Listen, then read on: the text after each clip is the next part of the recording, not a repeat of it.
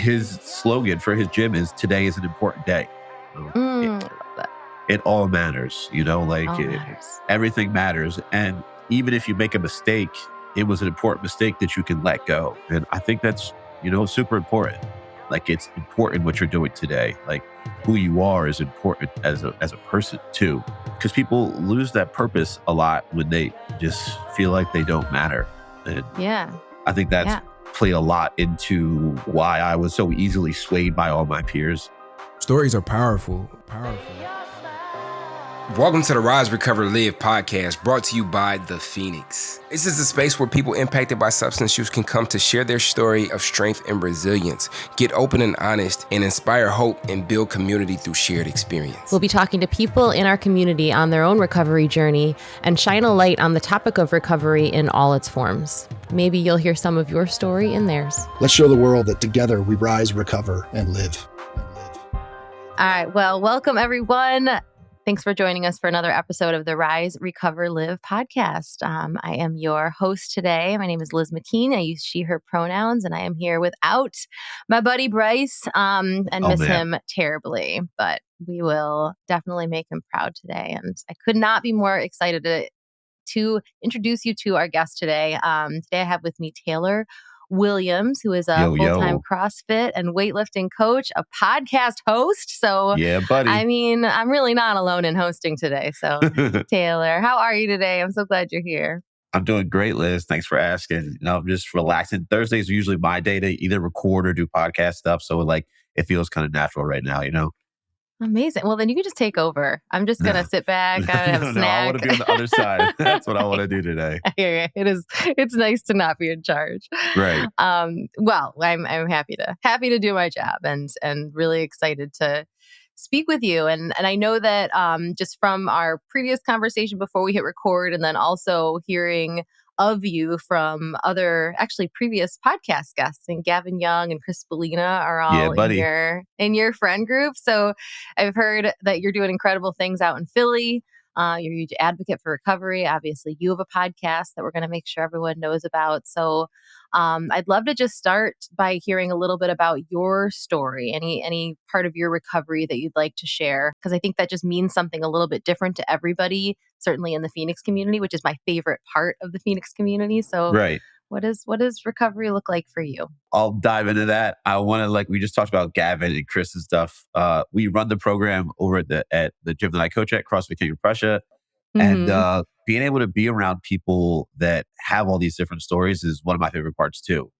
So great. Gavin came on and he talked about when he was first in recovery, one of those things you struggle with is that you feel like you're the only person going through something, But then you get around all these other people that have 1 year, 6 months, 5 years, 3 decades of recovery, and their stories sound just like you, So that's always been one of my favorite parts. And I love that the Phoenix allows us all to share that stuff.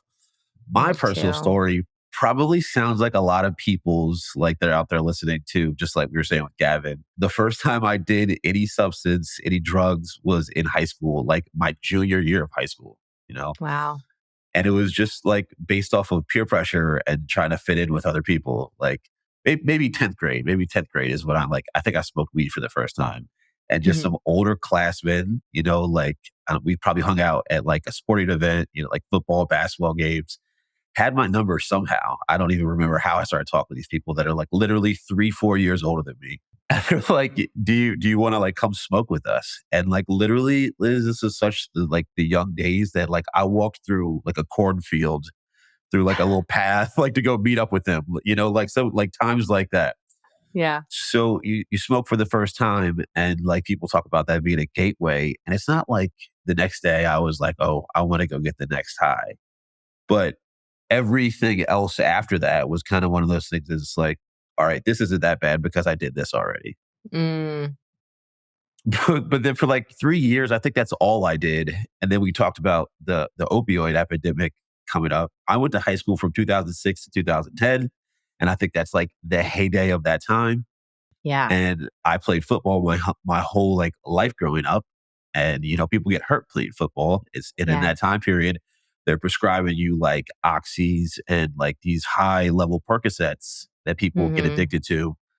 And it hit my high school, like around in that same time that I started smoking weed. Other people were first starting to do oxys, and it just like spread like wildfire. It was Wow. like when I was like living in it, I was like, I thought it was regular, like this is what people Yeah. do when they're experimenting and partying. But like Right. you don't realize until like I'm 32 now. I realized like 3 years ago after being clean for 6, 7 years, oh my God, we were like ruining our lives, like, and it was a global thing, you know? And they were just, so that was like, in addition to already having some experience with, substance use, period, just with, weed and things that you would kind of like, hear kids in high school doing that. And it's not all that shocking. But like when it comes to opioids, like you were a kid on a football team and a doctor was prescribing that to you. Like, Literally. So like, that's I think crazy. one of the first people that I knew that like people refer to as an addict at 16 was just Mm-hmm. a dude on the football team that had like tore his knee and his doctor kept prescribing him oxys way past the time that he needed them, you know? And at Mm. that time, you need your parents to sign off on stuff like that. Yeah. So, like, but the doctors tell you that this is what your kid needs. So it just goes Right. crazy from there. Yeah.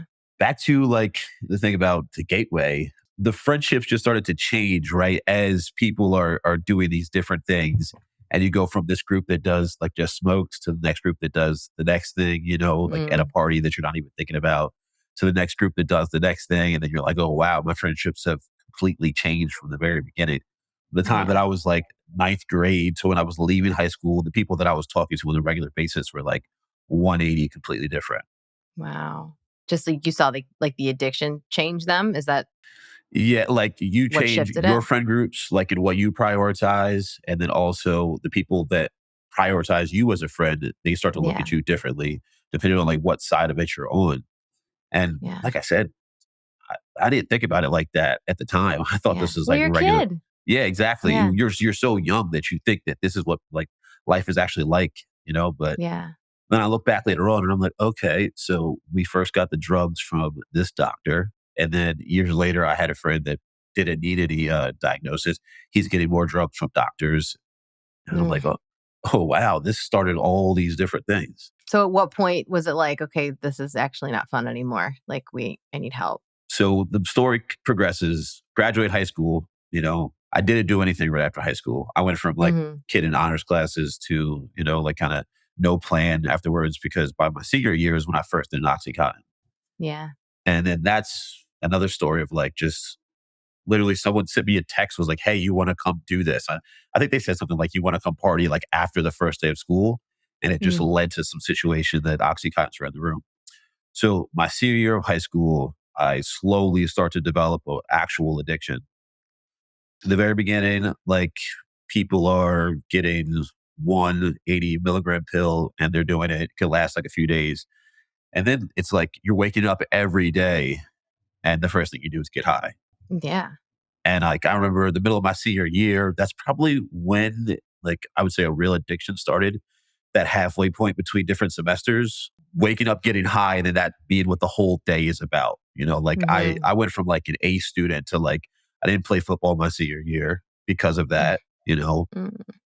I had so many credits in my senior year, like going in my senior year, that I didn't need to do a lot of classes, only like two finals and then a graduation project. And I had graduation project the first semester, but I just didn't do it because I was too busy getting high, you know, Yeah. Yeah. to like I had to retake it the second half of the year to be able to graduate. So I'm like in jeopardy of not graduating, a truant, all these different things. Hmm. And the addiction's growing, growing more.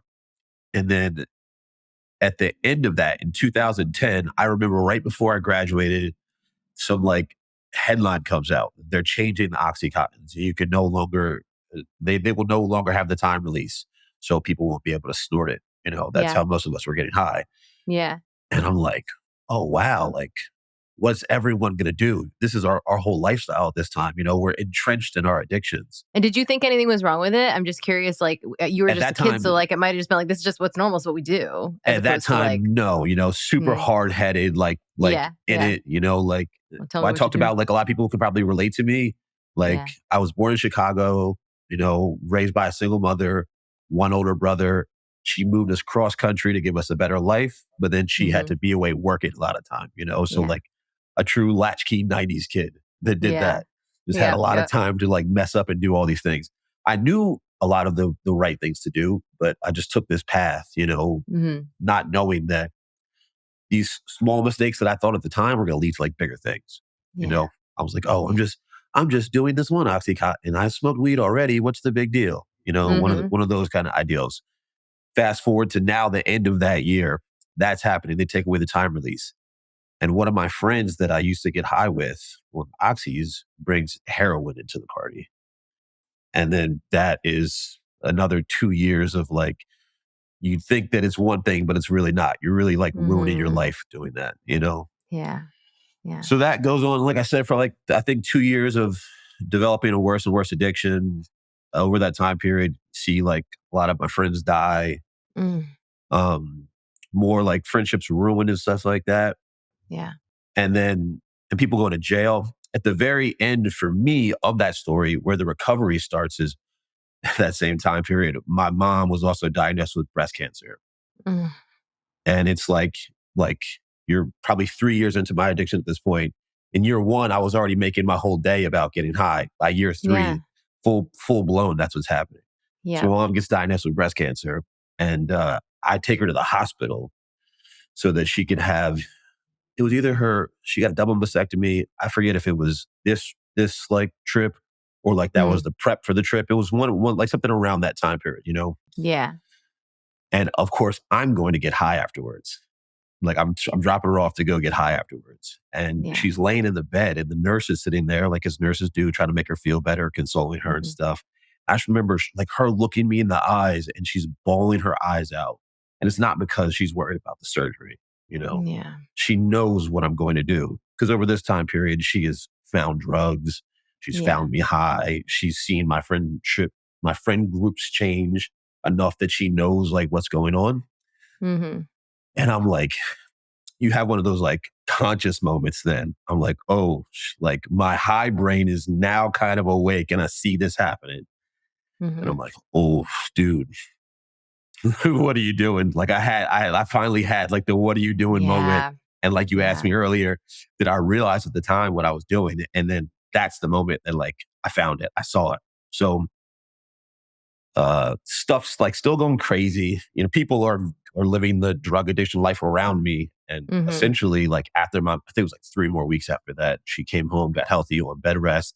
Dude, I ran. I left that area, went to go stay with my family back in Chicago, where we had left to change our lives, and like Yeah. just essentially sat still for like 18 months to get my brain back. And then from there, I found fitness, and then we So got just here. so when you went to Chicago, like you didn't go to rehab or anything. You just were like, I'm going to stop doing this and just white knuckle it out. White knuckle it out. And over that 3-4 year time period, I was always like close with people that sold drugs or sold drugs myself. Wow.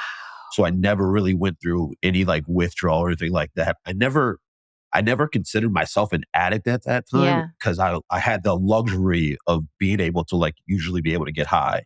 In the Mm. last few days when I was like, my mind was changing, I was trying to weed myself off. I was like, oh, this is gonna suck. Yeah. So then, yeah, I stayed with my grandma. This is 14 years ago, I think at this time. I stayed with my grandma and like laid in her like spare bedroom for like Hmm. probably a week, 14 days, 10 days, something like that. Just like hurting in like the Yeah. depths of it. Yeah. But like the physical pain is one thing. But dude, when all your memories are coming back of all the things you've done, it's like, oh Mm. man, like, dude, like we got to fix this. It's like, we got to change this. Yeah. And I think that's one of the reasons why I do try to be so involved with like programs that give back to people in any situation, like any step of recovery, whether you're still full blown, whether you're like 10 years in, whether you're on day one, because I still relate to that so much. I Yeah. feel those feelings. I know Yeah. exactly what that's like. Hmm. Yeah. No, I totally hear you. Yeah, it's amazing. Like even now for me, I've said this in other episodes, but like I moved back to the city that I'm from like just a few months ago and, had a lot of really, well, good memories here. Just, I spent decades of my life here, but also really, Tough really bad ones. ones. Yeah. And, I'd been in Florida for 8 years and got sober in a way that stuck finally after, lots of Mm, starts and stops that began here. But then coming back and being, a person that had a good amount of time under my belt. And I work in this industry now and I talk about this and hear these stories. And, I'm incredibly public about everything that's happened to me. And still, like, suddenly I'd be walking down the street and see a place that I hadn't seen since I last lived here and be like, oh, like it's like I can feel it yeah, physically before I even remember it mentally. And it's because amazing how like it just that still happens. it becomes such a part of you, like, Yeah. and you have to like separate yourself in constructive ways, Hmm. like I said, I put it that way, like ran because it was hard for me to come back and try to heal a lot of relationships too that deserved Yeah. healing. And Yeah. so even when I did come back to the East Coast from being away, like I stayed away from a lot of people for a long time and stayed walled Hmm. off. And like at that part, I thought I was recovered. I thought that I was healed. All I better thought I was done. past it. Hmm. But like that's when I found out like later on, like, oh, you're just getting started. You know, Yeah. like Yeah. can you go back and heal things for not a superficial reason? Can you Yeah. mend the relationships that deserve mending? Can you then realize how to like let go of ones that aren't serving you? Because that's part of why I was getting high before, because like I couldn't walk away from things. Mm, man. And during those what's the word? Not transformational years, but just those important years of, childhood, teenage, high school, all those times when when you would normally be developing those skills and, you just skipped it. You're Cause masking it. Yeah, yeah, you're just yeah, hiding it underneath the substance, whatever it is that you're doing. yeah, You know. So 100%. yeah, developing Yeah. those emotions and those traits and those processes for dealing with things like in your mid 20s, it's like, oh, buddy, you just feel a little bit behind. But then Yeah. you do the work and you catch up, whatever that means. Mhm. You know, Yeah, you do. We're amazing. We're so it's great. amazingly resilient, these brains of ours. So, fitness. I love that fitness Fitness, is part of your journey because that's just been heck part of so yeah, many of us here at the Phoenix. Certainly not a prerequisite, but it's one that a lot of us share. Tell it's us a about how great that uniter. works. Yeah. That glues us together. I never. Oh, the other part of the reason that I didn't do football my senior year, we got this is like a full circle moment. A CrossFit coach had come to our gym back when I Hmm. was a sophomore in high school or something like that. And when I wasn't doing any drugs, like I was able Hmm. to like work out, hack it, survive on the football team. But then Hmm. as you start doing worse and worse substances to your body, you are ruining like your body's functioning capabilities. So like I couldn't hack it in the workouts anymore. I quit because Hmm. of that. So fast forward to, I mean, 5 years, 6 years, something like that. After high school, I'm just in the process of getting clean. I don't really know what to do with my life. Hmm. Like like we just said, have been on pause is what it felt like for like 4 years, probably. Yeah. I don't, however long I was doing substances and really in the throes. I was like, I need to do something productive. So I started working out and then I loved it and I want to share it with other people. But like at that time, I was just doing it by myself in like a Planet Fitness, still in Chicago. But I was like, dude, I'm about to go back home. And the only thing I really know about fitness is CrossFit. I'm going to go Hmm. back to school and I'm going to join a CrossFit gym.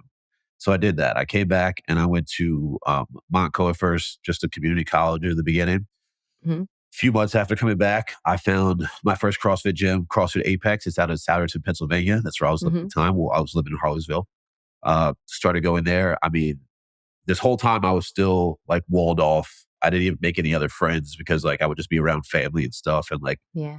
I didn't do much. Like I worked part-time job in Chicago, came home, got a job at like Walmart overnight. So like I didn't Hmm. have a lot of friends there either. They're not the most lively bunch. I thought I'm gonna go in and crush it and I find all these friends that I meet, that become Hmm. like family. And Yeah. then at that point it's like, all right, this is the right decision to make, and I'm gonna lead into this. And that helped me to open up more. And like I don't like to say things like I changed. I feel like I became more of myself and like who I envisioned myself or like to be. Yeah. So yeah, Yeah. that changed the trajectory and then like locked me into this course. It almost sounds like that's the trajectory that you were always meant for. I mean, you Right. were the kid on the football team. Like you were a guy that knew how to be on a team. And then even when it became about drugs, it was still like you were a guy with a community, like you were somebody, those same kind of parts of yourself, like your ability to connect with people Right. that, sent you down a path that, wasn't ideal.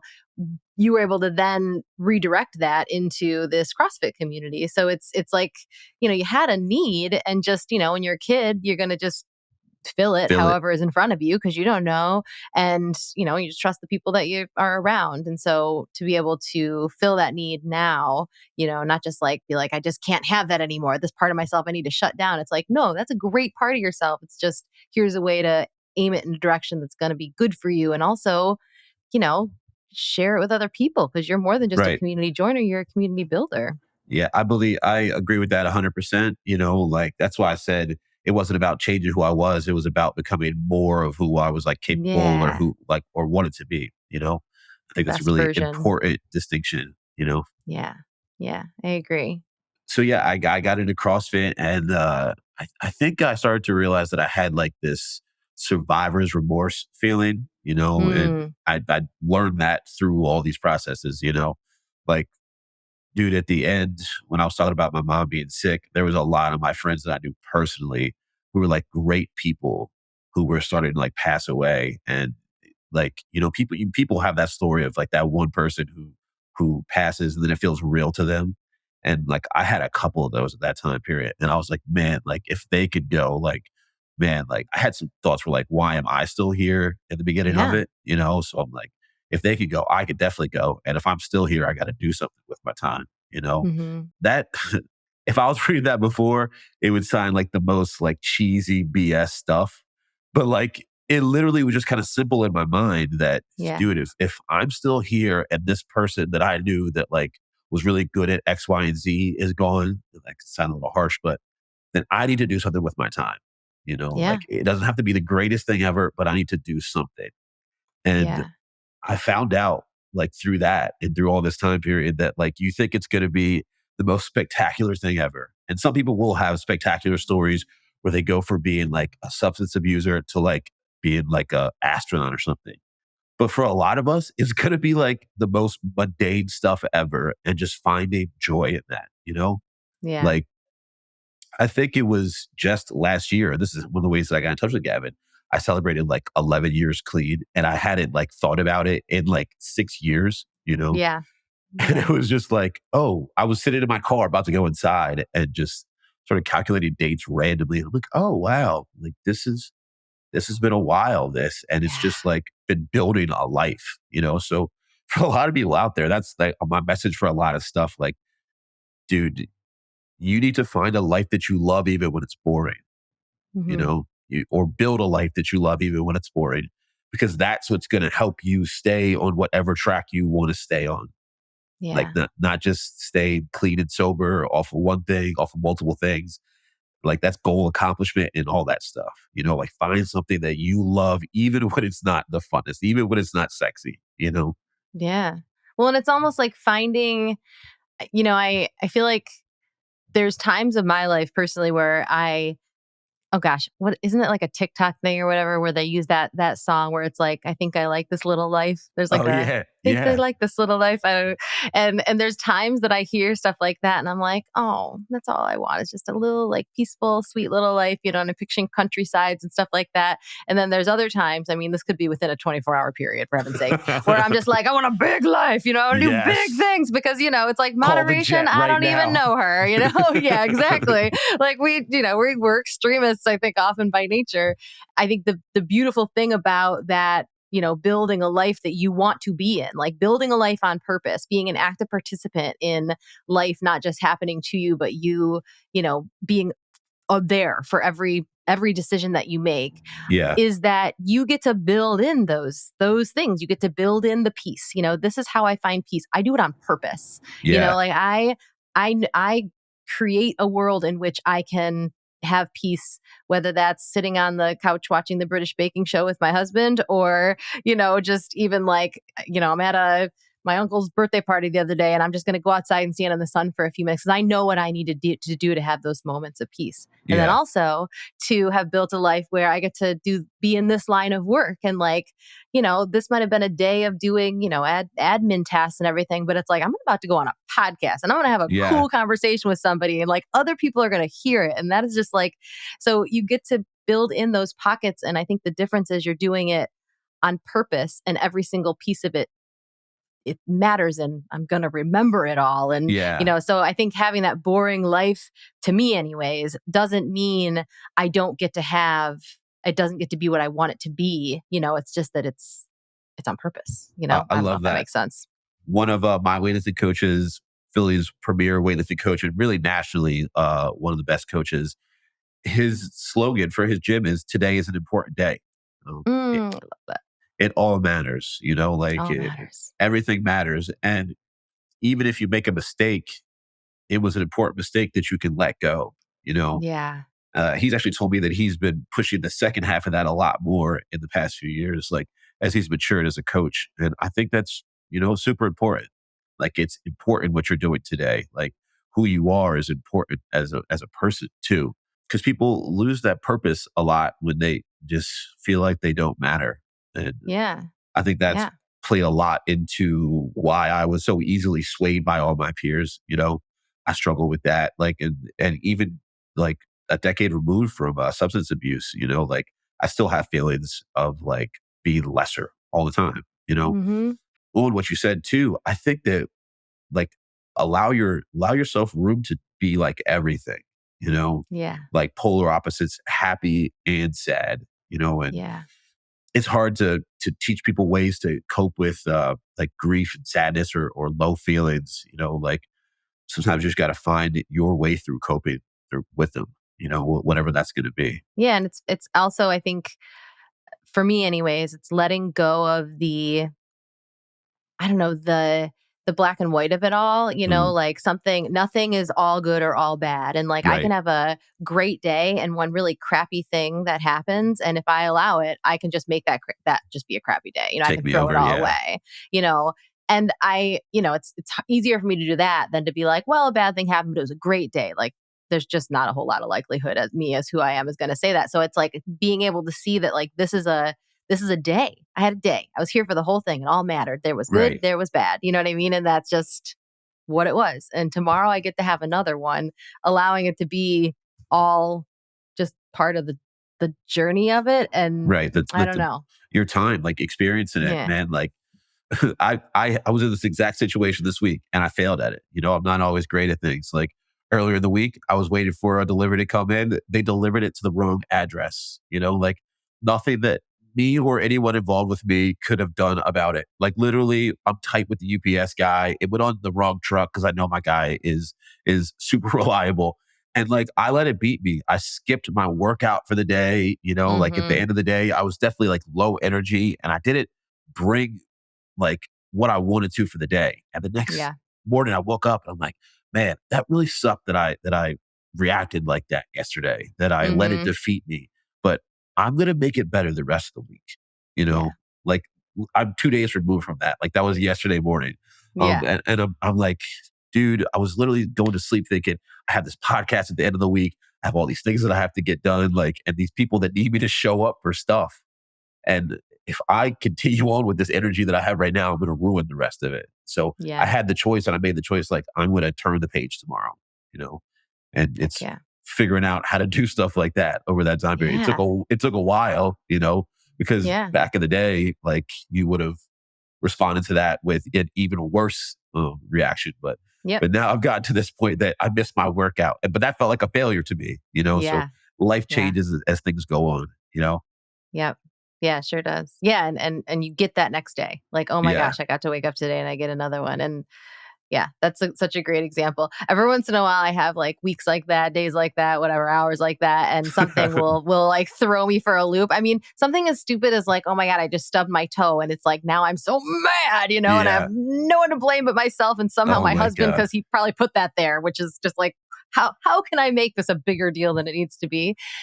And I love when I'm able to, and that's not always, step back and be like, oh my God, I'm so grateful that this is the thing that's making me mad today. I'm so grateful. I love this problem. I Right. think back to What the a problem days to of have. like, Yeah. what? Oh my God. Yeah. Like I think to the days of the problems when they were a lot darker, So, I Yeah, for mean, sure. yeah, you get to start again over and over again. And if you are in that moment, like somebody listening who is like in the thing where it's just like, how dare you? Like if you could see my problems, your stupid toe.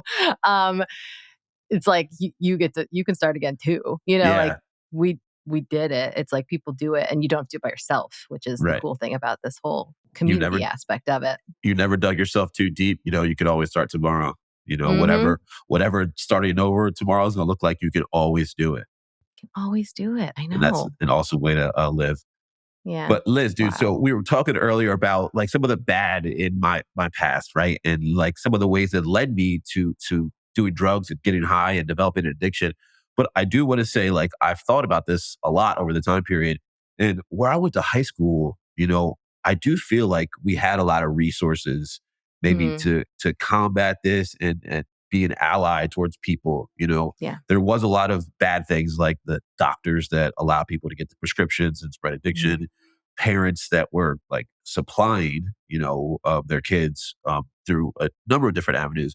But I remember having like teachers, guidance counselors, like different mentors at the school, a bunch of different programs that were like all to geared towards like helping kids in these situations. Like whether it be kids that like truly didn't have like a safe place at home, whether it be Mm-hmm. kids that like just didn't know how to deal with emotions and stuff like that, like or they had grief strike them, or they just were going through a turning point in their lives, which we see like the youth of today doing so much. I felt like we had Yeah. those resources back in my high school.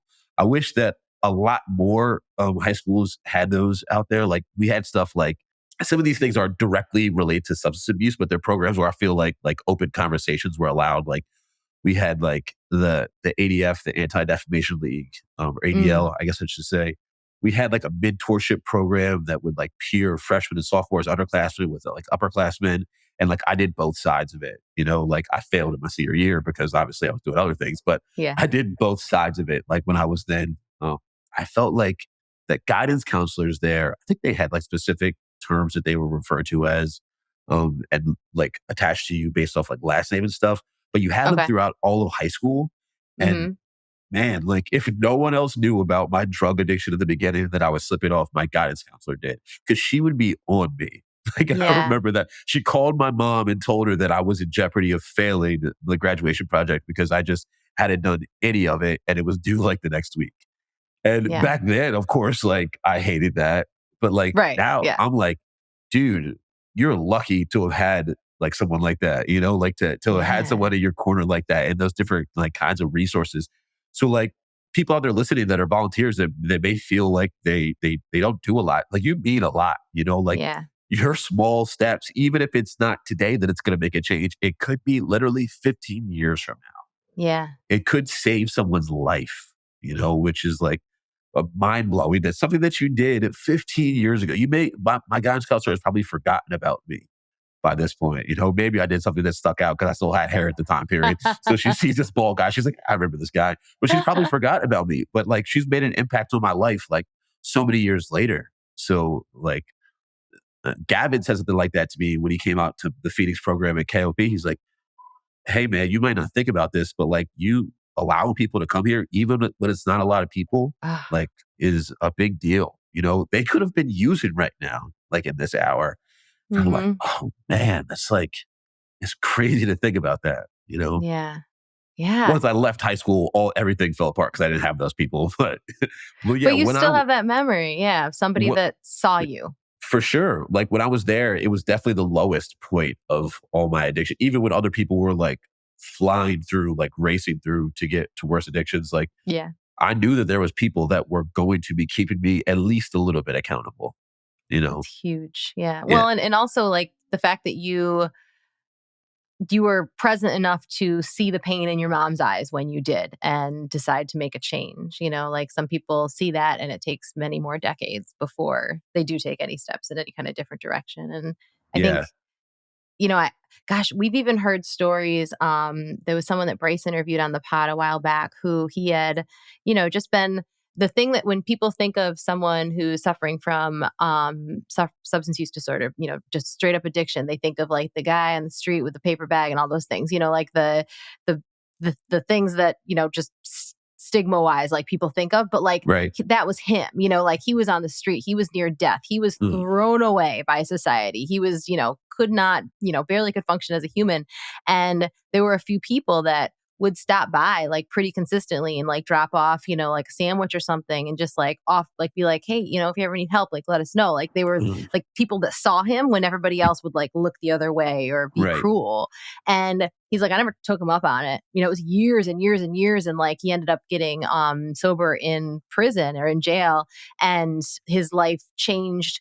But it was because even years and years later, he remembered that somebody had made that offer, that somebody had seen him, and like it like clicked that like, oh, I could ask for help. Like I could call somebody. I could look this up. You know what I mean? And that changed everything. And now he's out there like saving the world.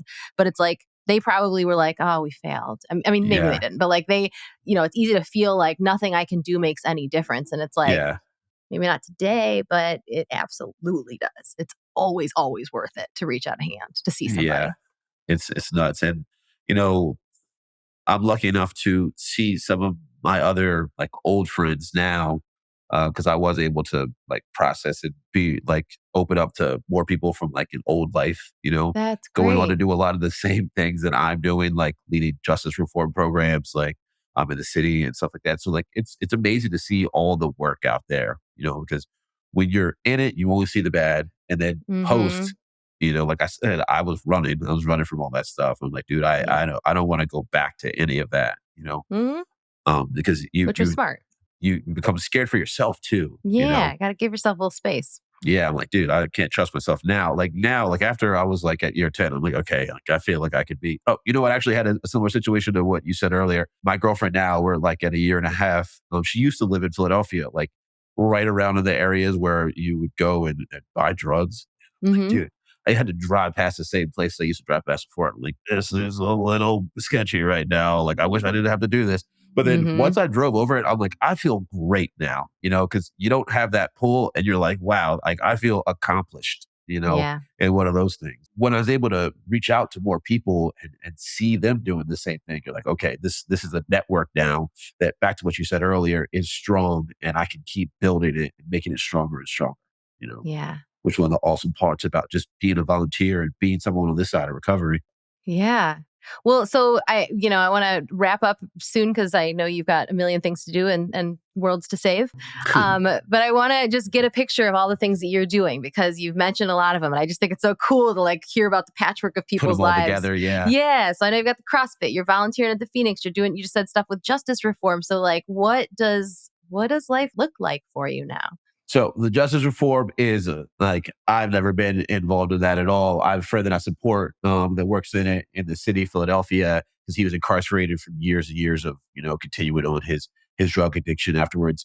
Just similar to Bryce, he was able to come out and rehabilitate himself. Things that I'm involved in, I kept going like after I found my passion for coaching and stuff like that back in the day. At the time, I got that job working overnight in Walmart. I progressed up. I got promoted to being a store manager. Well, not store manager, assistant manager there. While I was going to school and learning more about CrossFit, I left that job to become a full-time coach and personal trainer. Like decided to make that my career path.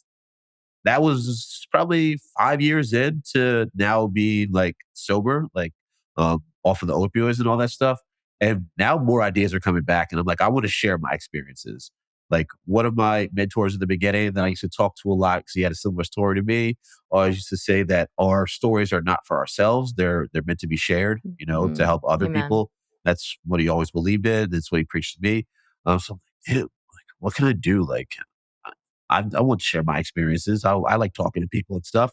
So I'm going to start a podcast. So me and one of my buddies who didn't have the same story as me, but had like the opposite side of the story that he had lost a lot of friends, even though he stayed clean off of drugs. Yeah. Started a podcast way back in the day. We just had fun with it for a little bit. And then my career path in fitness was growing. And I was like, I'm going to make this around fitness. So I started my own podcast. the Hungry Dog Barbell Podcast. You guys can go check it out on Spotify, Anchor, and Apple Podcasts. And so I started this at the beginning of COVID, and it was initially supposed to be just about like why gyms were important to have open when we were going through a global health pandemic. Mm-hmm. And then I think it was episode 3 or 8, something like that, like what I talked about earlier with the one that didn't record. Yeah. And I had my friends come on that ran the recovery program, and they like opened up and told their story. And like I was still at a point that I wasn't really talking about mine. I don't Yeah. think any of my new friends, like from Apex that I told you about earlier, my first CrossFit gym, even Mm-hmm. knew. I hadn't Mm-hmm. shared that yet. These people came on, and I didn't know them super well. We were just like workout buddies. They shared their story of like addiction, like past family life, like jail time, recovery, getting in with this program, like living in Pottstown, which is an area with like that's heavily prominent in the recovery like system. There's a bunch Mm. of recovery houses out there. Oh, amazing. And I was like, oh wow, this is much different than talking with people about like their workout times and like how long they've been doing CrossFit and running marathons and stuff. And I'm like, this is what I want to do. So the podcast from Mm. there more from not all about that, but like a lot more about people's stories and like their Mm. successes and their failures. So I started doing that, and I'm on year 4 now, almost 5. Because I started Wow. right around COVID, Yeah. and it's becoming more of that, which I'm happy of. And then somewhere along there, I want to start my own nonprofit, just like my friend's program. And then I met a person that knows Gavin, one of Mm-hmm. my friends from CrossFit King of Prussia that had went through similar things, got out of rehab and found the Phoenix as a way to develop a sober, active community. Like literally, it's what he needed because all of his friends like drank socially at that time, so he needed people to be able to hang out with. Mm-hmm. And met Gavin, and as soon as he was like, "Hey, I'm involved in this program," I'm like, "Sign me up, dude! I would love to be able to teach people that are like in recovery how to lift weights." It was Yep. another one of those big moments where I feel like my whole life just came together. And if anyone out there wants to join us for the program that we specifically have at CrossFit King of Prussia, like we've been talking about, I'm a weightlifting coach by trade, mostly specialized in the snatch, clean and jerk, and like back squat, all that different stuff. And I teach an Ollie lifting class on Sundays that's Mm. open to our regular members at CrossFit King of Prussia that have whatever memberships they have. But it's also open to anyone that is involved with the Phoenix program, Rise, Recover, Live. So, like you guys probably know, listening to this, 48 hours of continuous sobriety. Come join us on Sundays. It's a different thing every week. It's a really fun time. I met some awesome people through that program that just continue to come out to that class, go to other classes. Some people that are now actually, I'm hosting a competition at CrossFit King of Prussia, and they're competing in that, and it's their first competition. And it's like, this is crazy to see. You walked in here just to come take a class, like a free class, and now you're like kind of found a new sport. Yep.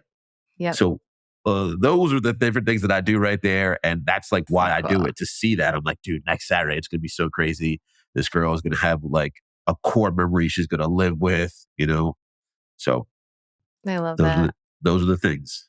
Man, I just love doing this show, and I love people in recovery, just period. Because you ask anybody else in the world, like, so what do you do? Like, what's life look like? And they will like, list off a resume, and you're asleep before they're done with the, second Boring. part of the story.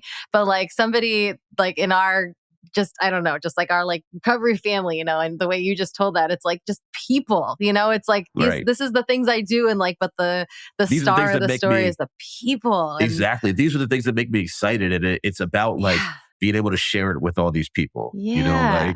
Like this competition that we're hosting next week. It's a fitness competition, weightlifting competition, but it's Yeah. to celebrate people that are there. Like Yeah.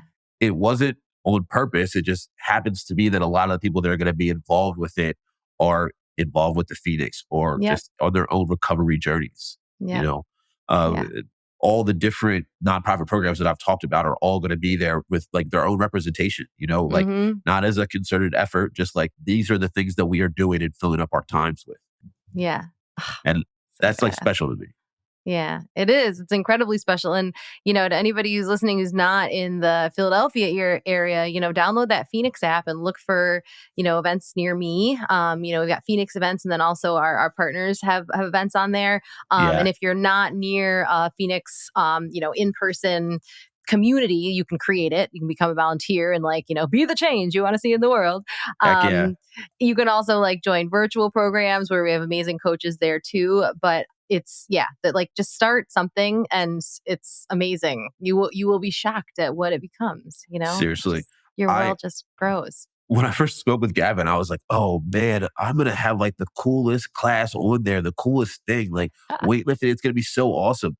Guys, when I tell you, you go on this app and there's rock climbing there. There's the sober disco parties, where you have the headphones over and everyone's listening to different things. There's so many activities you could do on there. So many. I'm all right, I guess mine's cool, but it's not the coolest thing. It's very cool. Very cool. It's the coolest to everybody who's going to it. I guarantee, everybody's got their coolest thing. Yeah. Well, that's really cool. I have 2 questions for you to take us out. First one is to the person who's listening and who's just yeah, that's nice for you, but I'm just trying to get through another day. What message do you give to somebody who's early on and maybe scared? Start small. See, what was the first thing that I did? I told my mom openly that I was getting high. I think I know that I did this. I don't remember where it was. I wrote down, I have a problem. I did something small, and then I struggled with asking for forgiveness from people and connecting in relationships. I reached out and checked up on people that I had let the relationships go by the wayside. Mm-hmm. And that was in my beginning, my way of asking for help, without having to open it up, because those things are hard to do, so start small, try to figure out what is the very smallest thing that I can do today to help me with whatever I'm dealing with, I love that. They can even go out to a park, Mm-hmm. changing up what your normal pathways of what you do, What, kind of on that same topic, what might you say to a younger version of you if you had the chance to go back and talk to young Taylor? Oh man, dude, I've done this and tried to do this before, write a letter to my younger self. My other advice out there for people, we've said it, but not everything works for everybody. You don't have to feel you need to have that journal, everyone. I feel one of the biggest things out there that's a cliche is that everyone that's in recovery is journaling every single day. You don't need to be like that, but find your own thing. What would I say to a younger me? Oh man, you matter. All the stuff that we said already today, someone does see you, try to remind myself of things that I consciously let myself forget, Yeah. That's where a lot of things stem for me. I had a pretty good life, but I made it up in my head because of anxiety and not being able to process different emotions the way I was feeling, that it wasn't good, so you matter. There is a tomorrow. They're all these different things. The small, I said, cliche and cheesy things that sound so whatever. They're true, No, man. it's real. It is. You can start tomorrow. You can do this. A little bit of a spicier one. Hey, you don't need those people. Because I know that I struggle with that. Feel I gotta maintain this friendship, oh man, I'm gonna be lonely without these people. You don't need all the people. There's some people that you do need, but you probably, if you hear this right now and someone comes to your mind, you probably don't need that person. Yeah. And there's a whole family of people out there. What does Bryce always say? He says, I haven't even met all the people who are going to love me. And it's so true. And man, the recovery community, in all its forms, lots of pathways, lots of destinations, there's somebody for everybody. There's just it's the thing that you think is going to end the party actually is your ticket to the party. It's people that are just waiting with open arms is, it will blow your mind. It sure blows my mind every single day. I feel you could probably relate to this. A lot of people out there. One of the things that I would actually say to myself too is listen to your mom. Oh, moms are the heroes of this, I tell you. Dude, oh man. Sometimes a lot of the stuff that she said when I was growing up, a lot of it came true. And I would have had a little bit of an easier course in life if I just wasn't trying to be stubborn a lot of the time. maybe not like just only my mom, but a lot of people that had my best interest in mind. I was like, I would tell myself, why would this person care about me? You know, and not listen to it. But yeah, so listen to the people that care about you. You know, you do have tomorrow. Yeah. Ugh. Well, that's a beautiful way to end. I'm just so grateful to you for all the things that you're doing for multiple communities. And yeah, so thank you for being here, Taylor. Love it. Yeah, and we're gonna link to everything you talked about. We'll link to your podcast. I know there's actually I think Gavin, did Gavin go on your show? I feel He like I heard did. that he might. Yeah, so He man, we did. got If you guests in common. and if you check out the episodes going forward after this date here, guys, you'll hear him in the new intro. Actually, I just updated the intro. What? Gavin will be on there. Yeah. So like the old one, Celebrity you among heard the us. people talking before. So it'll be something similar to that. But now if you check it out, Gavin's voice will be in there. That's really cool. I love Yeah, it. All buddy. right. Well, I'll check it out. We'll link it so everybody else can. Yeah. And if you're local, then make sure you check out that Sunday class. Keep listening. We're here every Tuesday and we're so grateful. We wouldn't want to do this without any single one of you. And Heck yeah. we'll Check see out the app you. in general out there, guys. Like Yeah, I heck promise yeah. there's something on there for you. You know, Ugh. like I've had people that I know, like personally, I look on the app and they're signed up for that stuff. I'm like, oh wow, like I didn't really know about this until I started hearing you talk about it, you know? They I show up. know. It's wild. Yeah. And it's always ever changing and ever growing. So yeah, Yeah. get up on there. Yeah. And connect with us. And yeah, keep listening. We will see you next time. It was a great time, guys. So now you're excited. Bryce, Liz, how do I get involved with the Phoenix? Well, my friend, it is super simple. We actually have an app. Head over to the Google Play Store or the Apple App Store, or look in the show notes of this podcast, wherever you're listening to or watching this podcast, and go download the Phoenix app. The Phoenix app makes it so easy to find classes that are near you or to access our virtual class schedule where you can hop on from the comfort of your home. You can also join our groups and have a conversation with someone from the Phoenix community from anywhere in the world. Please make sure that you join the podcast group where you can connect with Bryce and I and other listeners. Everything that you need is in the show notes. You can also head to our website at www.thephoenix.org. And maybe while you're there, you click the volunteer tab and get even more involved.